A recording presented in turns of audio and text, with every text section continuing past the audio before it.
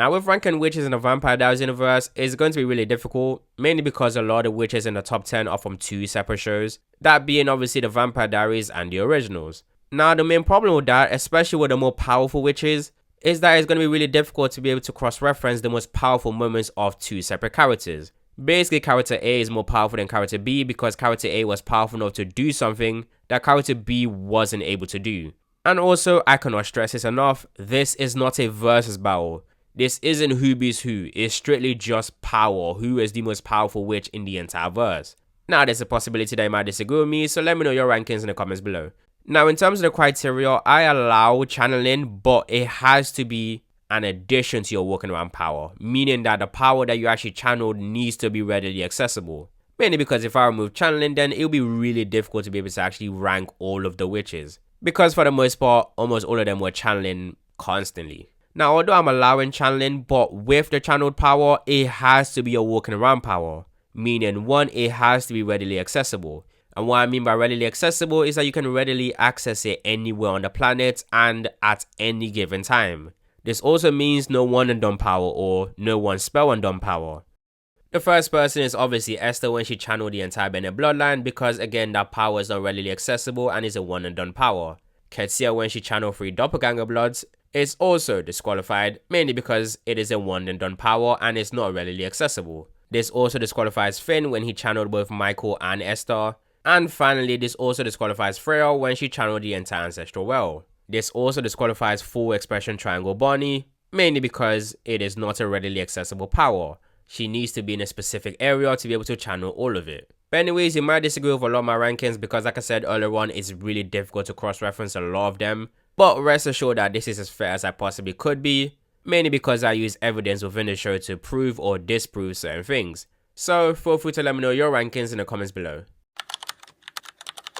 Now the reason for the honorable mention is mainly because number 10 is like a 4-way tie, and unfortunately the 3 that don't actually make it are Vincent, Esther and Dark Josie. With Dark Josie, there's just not a lot of feats. Destroying the prison world isn't really that much of a feat because she siphoned her way out of the prison world, which in turn caused it to collapse on itself, and I can't think of a statement that puts her higher. The same thing with Vincent. Although stated to be really powerful and actually is a really skilled witch and a well-tested battle witch, but in terms of powerful feats or statement that showcase that he's ranked higher than where I actually put him, there really isn't much going for him. Now finally, the more controversial one, Esther. Now to simplify, Esther really isn't as powerful as a lot of people think. Now don't get me wrong, she's an incredibly skilled witch and very intelligent when it comes to magic, but she isn't that powerful, and everything that she's ever done that's really powerful is automatically disqualified based on my criterias. The original vampirism spell, the hybrid curse, attempts to avert the originals, even resurrecting herself. All of it is disqualified because it is not readily accessible. Majority of them she needed doppelganger blood, or she needs an unbroken link throughout the entire Bennett bloodline. But anyways, onto the actual top 10. Good morning, frenemies.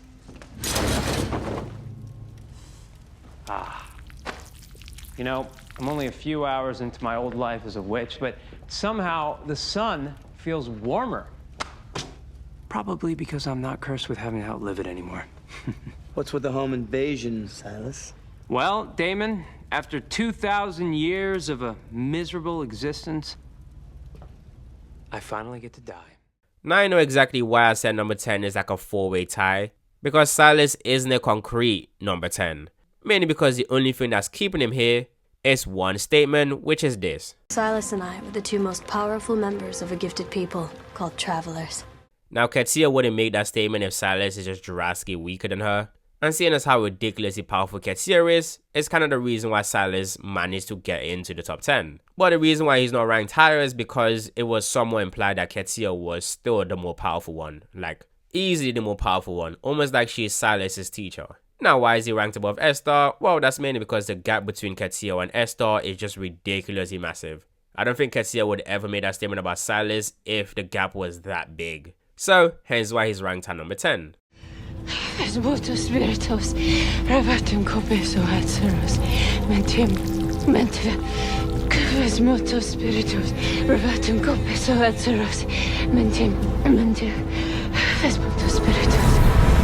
Valerie, stop the spell right now. It's too strong for you. It's killing you.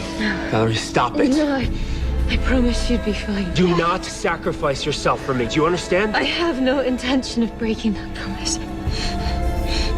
Valerie, please. Please, stop. You're all I have. Valerie. Valerie, stop the spell. Stop.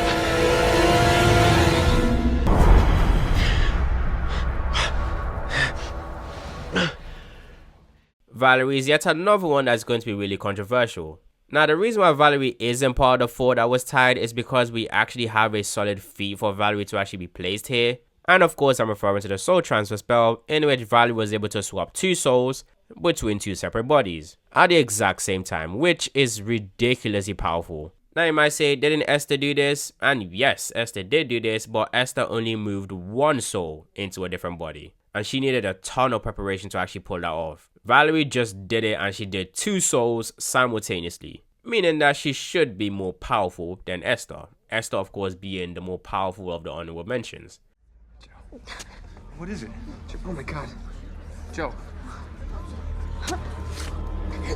Oh God, no. No, no, no, no. No. Oh my God. No. No, no, no, no. Joe. I was gonna wait till the death do us part bit, but it seemed a little on the nose. Joe. Am I right?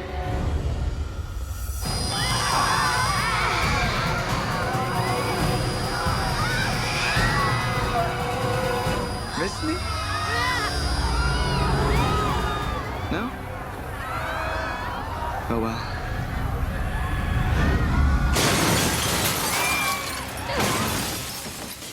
Now with Kai, I'm of course referring to Coven leader Kai, as in after the merge and before he became a heretic. Now the person that he was able to merge with was Luke, and he was able to take the full power of Luke, and the same Luke was stated to be much more powerful than Liv, the same Liv who was able to create a doorway to the other side through the anchor, which is something that Esther was able to do in season 3. However, in her case, she needed to anchor the spell with her talisman necklace.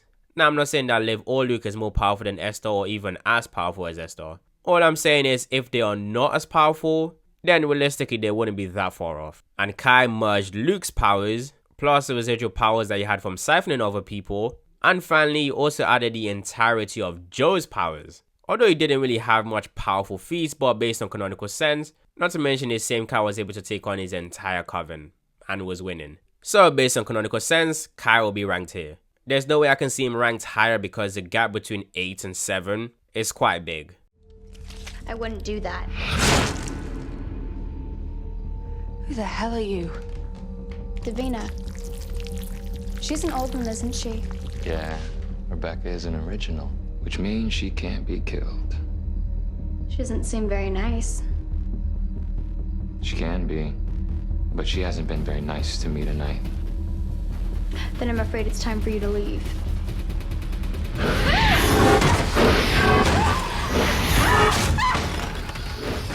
Now you understand why I said the gap between 8 and 7 is quite big. I don't really need to go into much details about why Davina is ranked in the top 7 because it should really be common knowledge. However, Davina is really powerful, and per Rebecca's statement, she is the most powerful witch she has ever seen, or at least the most powerful witch she has ever gone up against, or felt their power or seen their power in action. Pretty much implying that every single witch before season 5 of the Vampire Diaries, excluding of course power of 100 Dead Witches Bonnie, would be weaker than Davina.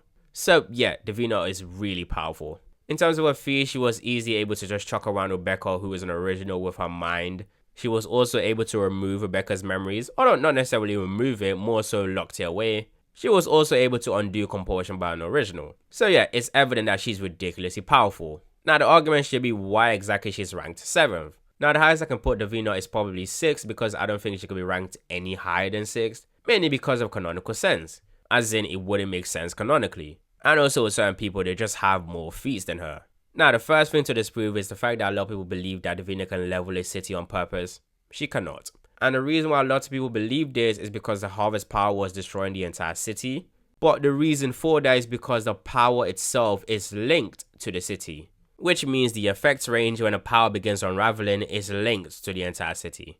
So water, earth, air and fire all affected the entire city. This therefore also means that all of the harvest witches are capable of leveling a city, meaning that someone like Monique is capable of leveling a city, or Papatunde, or Bastiano, and so on. Which doesn't make sense. So no, she's not capable of leveling an entire city. At least not knowingly. That's just the range of effect in which when the power unravels, it just affects the surrounding that it's linked to, specifically the city of New Orleans. So if your argument is going to be Davina's city level and this person isn't, then that's a really bad argument to have Davina ranked a lot higher. And in terms of the people that are ranked above her, except for number 6, all of them have way more powerful feats than her, or they're implied to be a lot more powerful than her. Rebecca, you know who I am. Little girl in my nightmare. It really is you. Freya.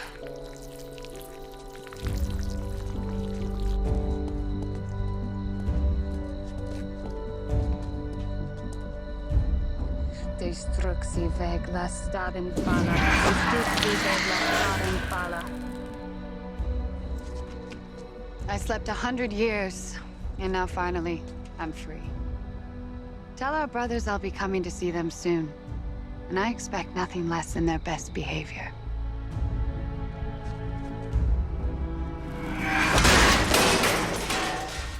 Now, if you have this version of Freya below Davina, then I don't really mind because there really isn't much of an implication in which we know that Freya is more powerful than Davina, hence why they're both interchangeable for me. In terms of feats, the first thing that we saw Freya did was just destroy a century-old barrel, a barrel that was spotted by multiple witches, a barrel that kept getting enhanced over the century, and Freya just outright just destroyed it with ease. But the reason why I actually have her above Davina, although again, in my opinion, it can be interchangeable, but it's mainly because of how big the difference between her and Finn is. And by the way, this is a thing that was still drawing from both Esther and Michael. Michael, who is an original, a really powerful original, and Freya was still drastically more powerful than him. She also did a soul transfer resurrection on Finn, but again, although she does have feats, you can still have Davina ranked above her, and I wouldn't really mind. Well? What are you waiting for? You crone. Now that you've arrived, not a thing.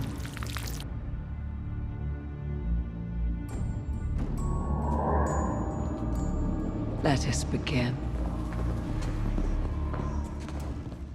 Now, this might be a bit of a hot take because for some reason, a lot of people assume that Dahlia is in the top 3 most powerful witches of all time.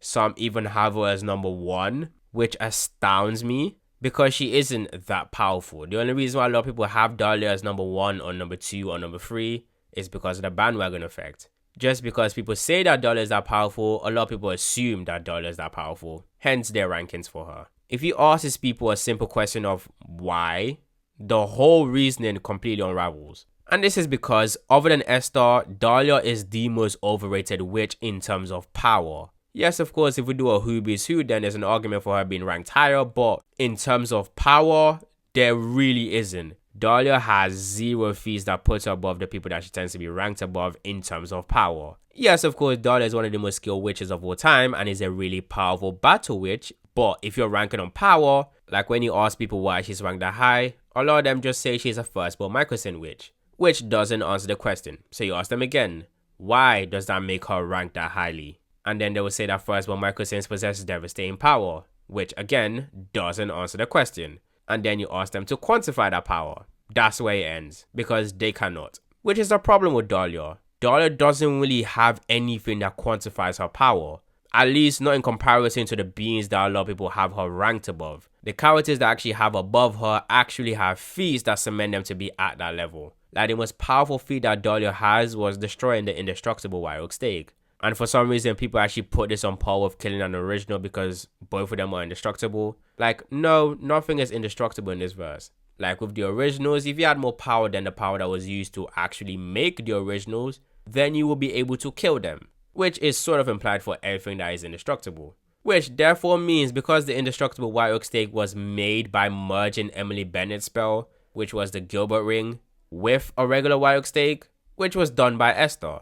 But the thing that made it indestructible was the Gilbert Ring, which therefore means that's a feat that showcases that Dahlia is just a lot more powerful than Emily, which is not enough to put her as high as a lot of people actually do. At best, you can say that she's more powerful than Emily and Esther combined, but again, that is not enough to put her as high as a lot of people have her. Which therefore means that Dolly doesn't have any canonical feats or any canonical statement that actually sets her apart from everyone that's ranked above her. Look, if you really are Silas's one true love and you're not dead, then why don't you just do us all a favor and run off into the sunset together? Silas was my true love. I never said that I was his. I'm Ketsia. That sane, rational, well-adjusted woman you seem to know so much about.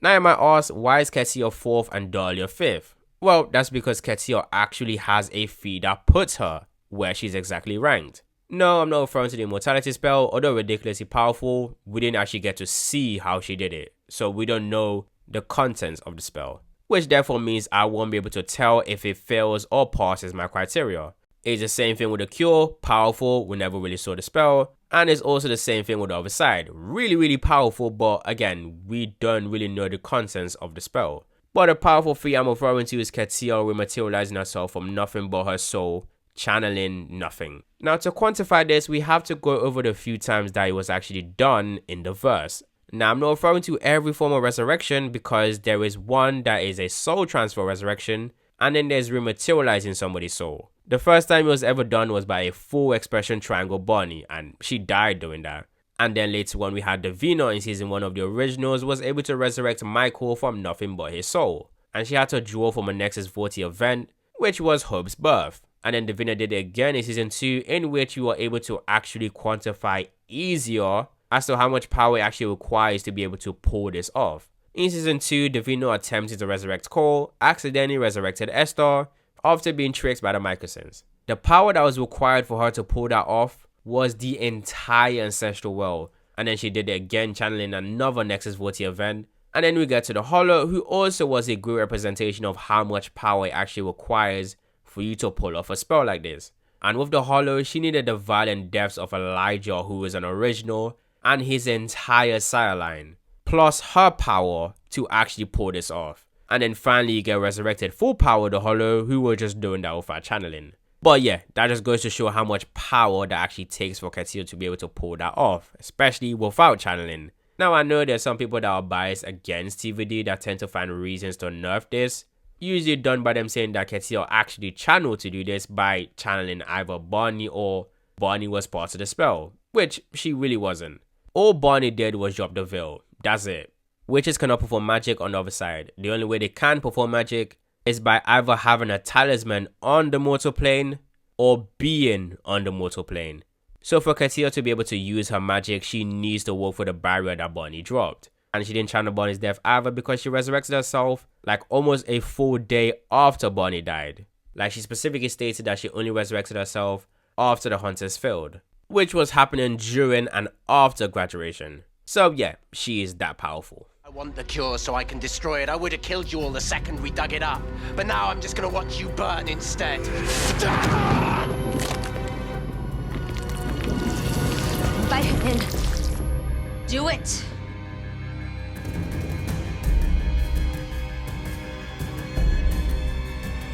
Come in.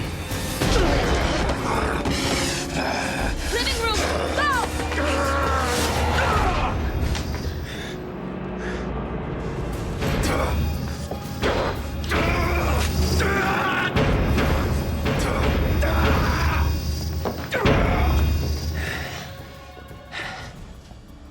Witch, you can't do this to me. You have no idea what I can do now.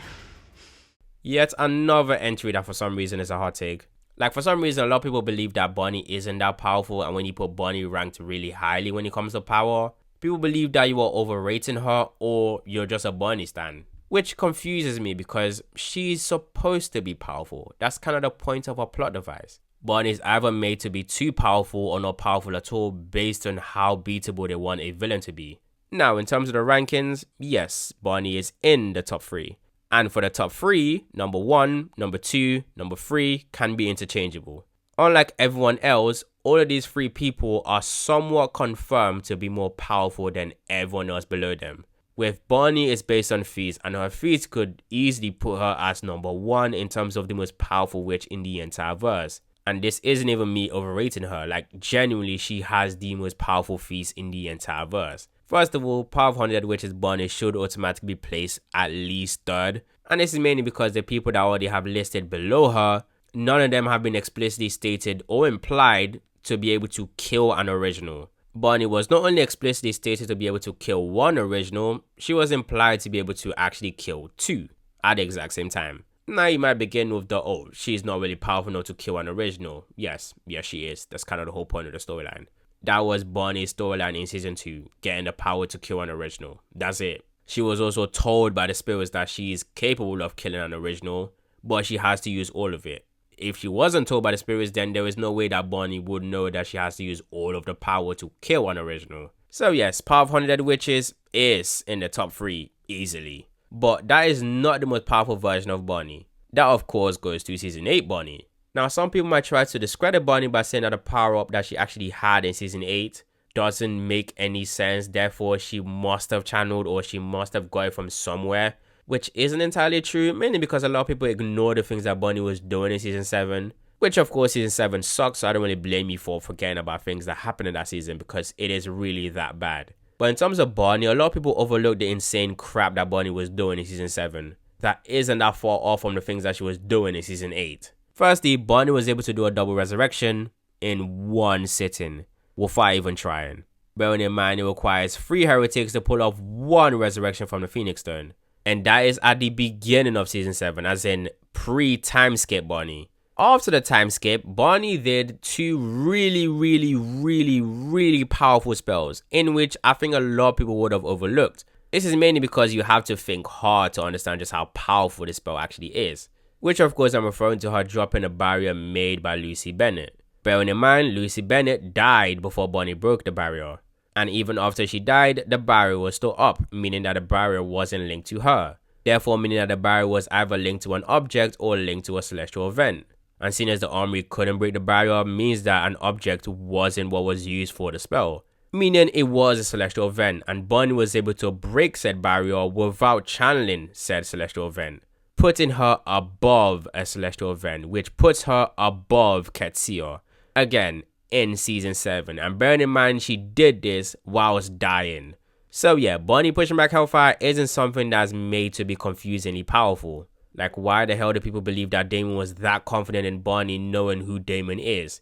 Although yes, he does love Bonnie, but Damon is a complete realist. If Damon believes that plan will fail, he will say that plan will fail. When Catherine believed that Bonnie is incapable of doing it, Damon didn't even flinch at the suggestion. Damon didn't doubt her at all.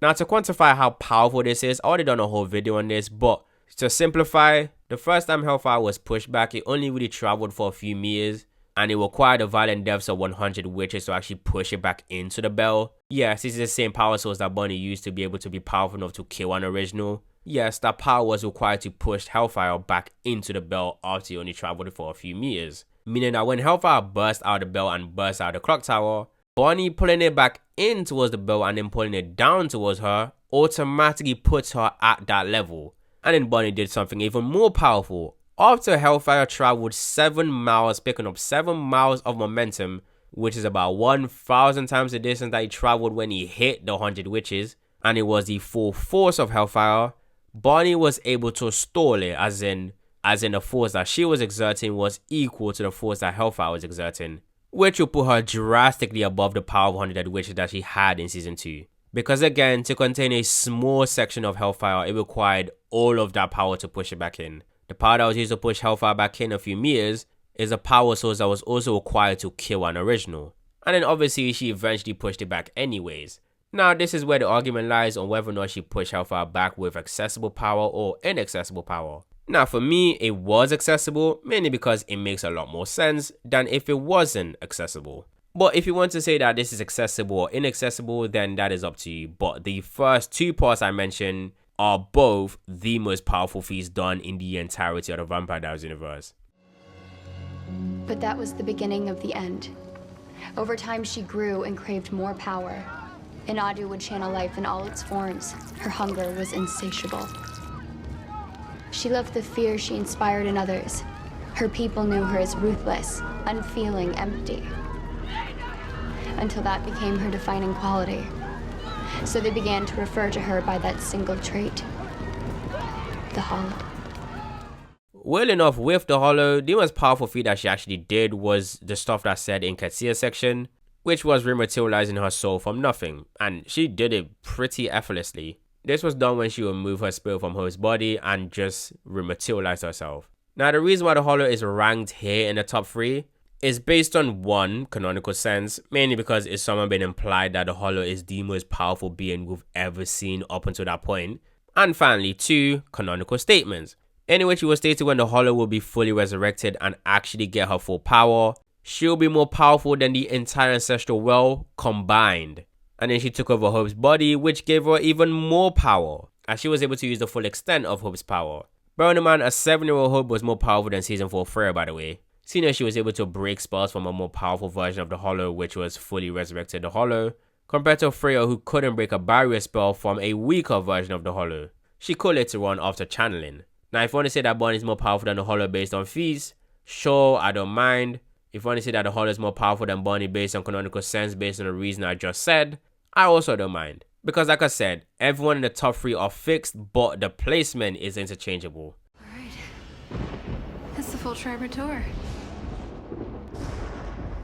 And we can finally end this.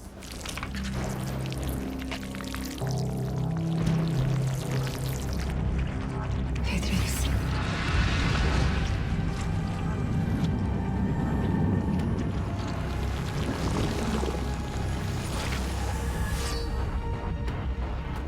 Any last words?